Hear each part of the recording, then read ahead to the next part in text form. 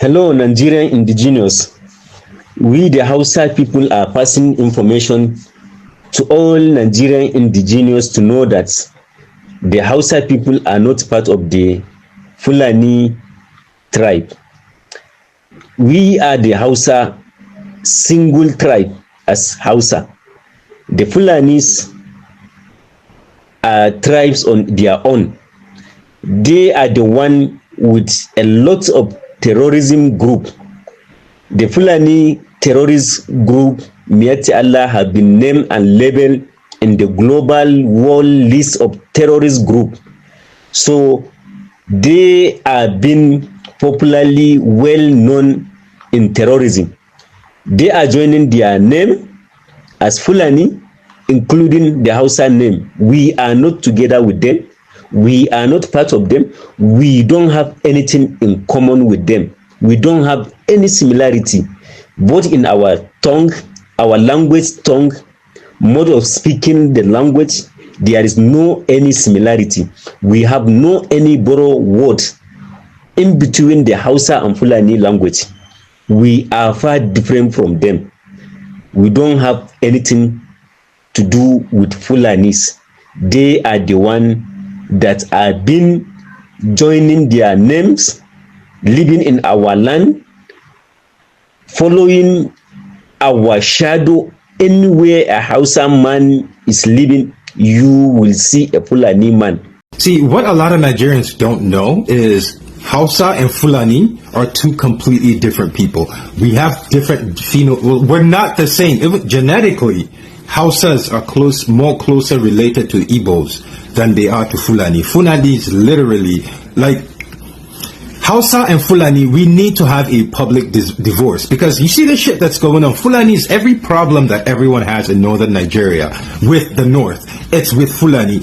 But there is a small group who infiltrated the Hausas. I am Hausa, he's Fulani. We are complete. We don't speak the same language. The only thing we have in common is Islam. These people originally, Nigerian Fulanis originally, you look at them, they're not even from Nigeria, right? Okay, let's give it, they've come to Nigeria, they're now Nigerian, fuck it. They live in the north, fuck it. We're not the same people.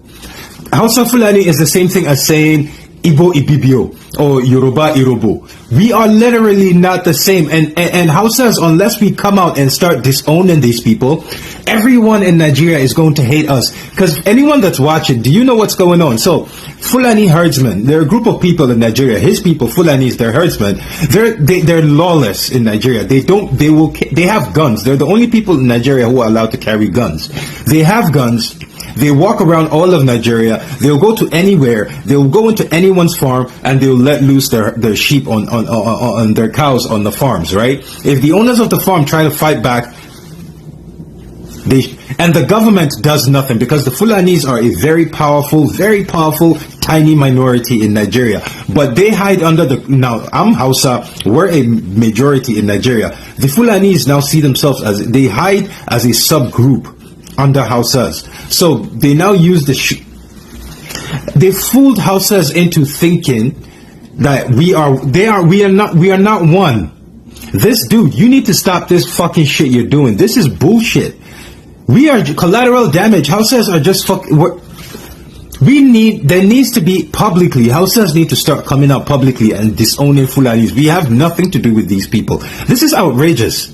We have lived in peace with every tribe in Nigeria for as long as that land has existed. The moment the Fulanis came in, every issue everyone has in Nigeria is with Fulani. But Hausas, for some reason, we keep going down as collateral damage just because we are attached to these people. This is outrageous, man. This is fucking insane. Like, his argument now is saying that, like, the Fulanis, right?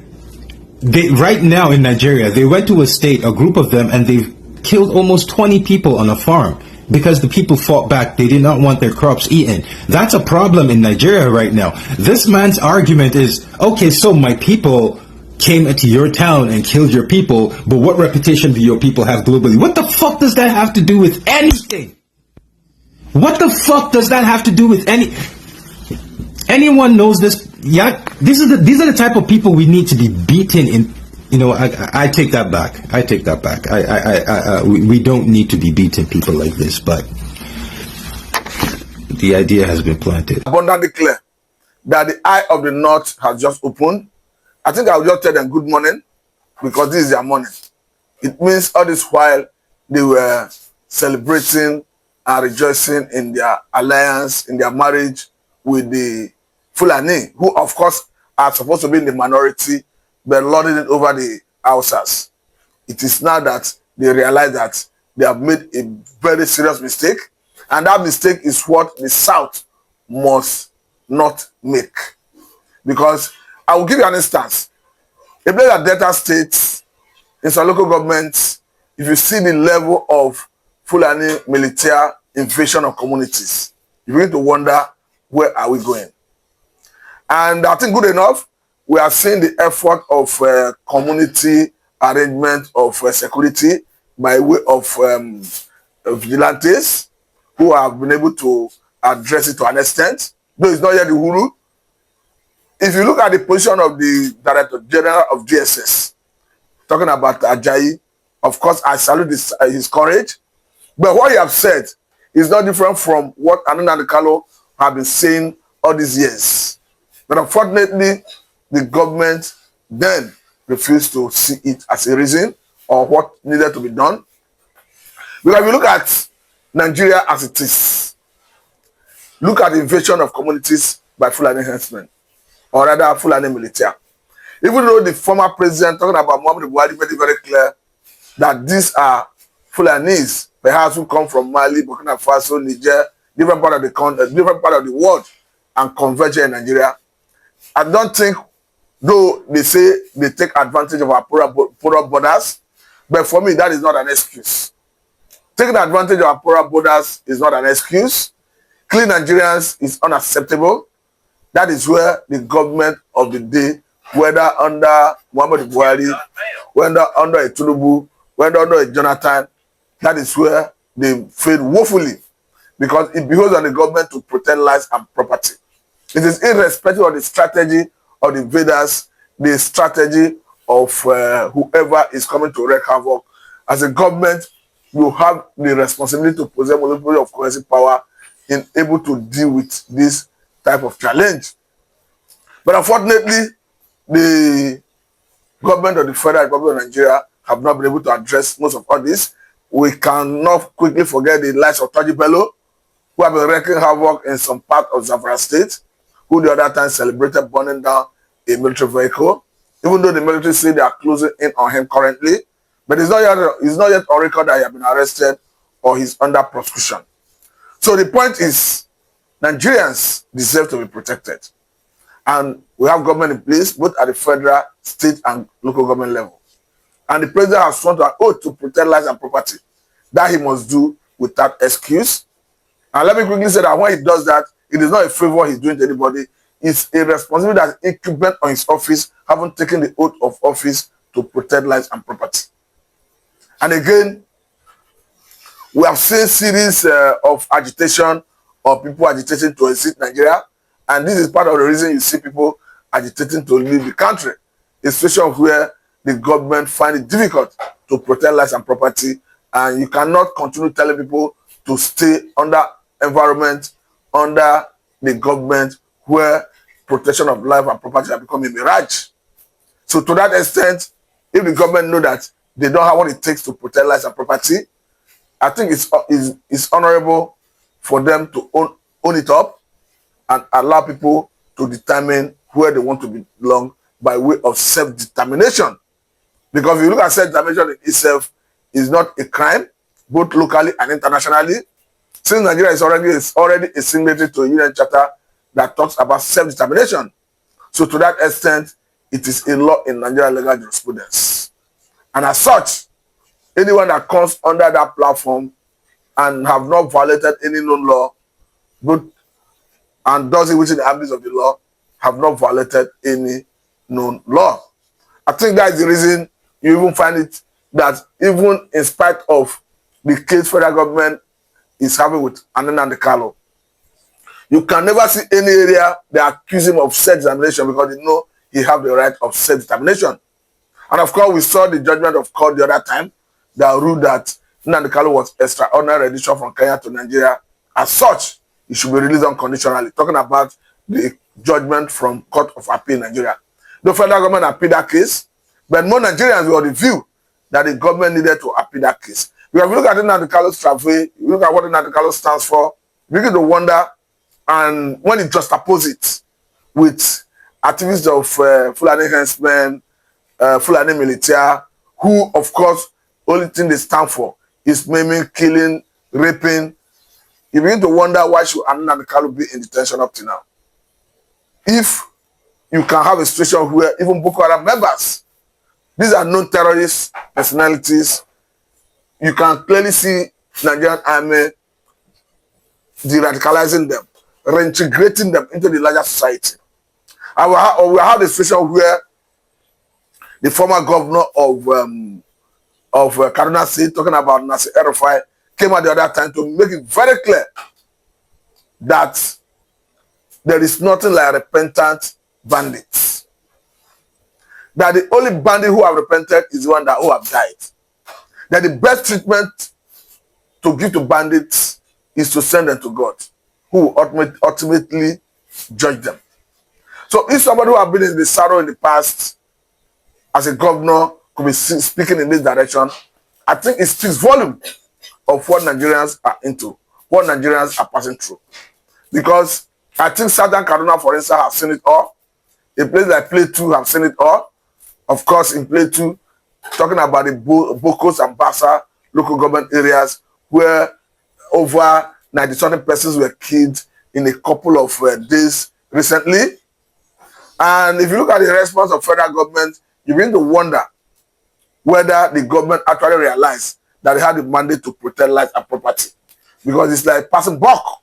A situation where the president was admonishing the state government or rather the state governor to find a lasting peace in an issue that falls under his purview, where the buck rests with him as the person who had the mandate and responsibility to protect lives and property, pushing it to the governor to find ways of making peace.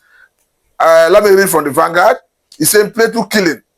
Governor Alia threatens Tinubu give Mufwang margin order as family of 8 wiped out.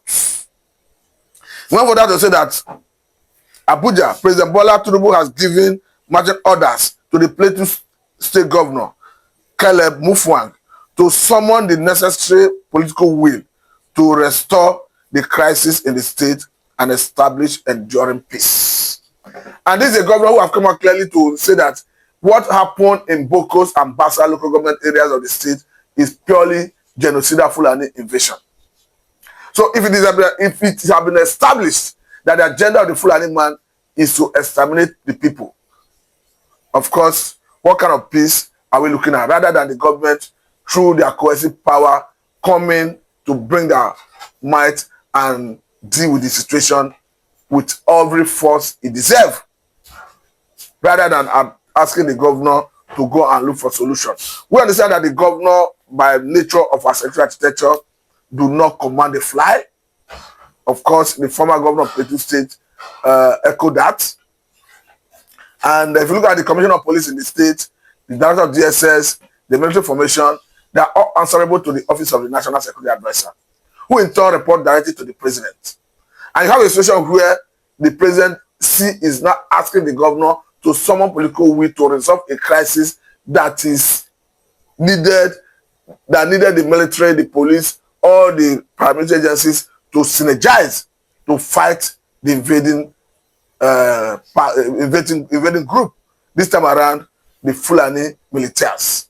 So for me, I think the president and the presidency, the federal government should realize that they have a responsibility to protect lives and property, and that buck person is not fashionable. It's not the way to go. Rather, they should get their hands on and do the needful to protect lives and property. Hence, Mr. President has sworn an oath to do that.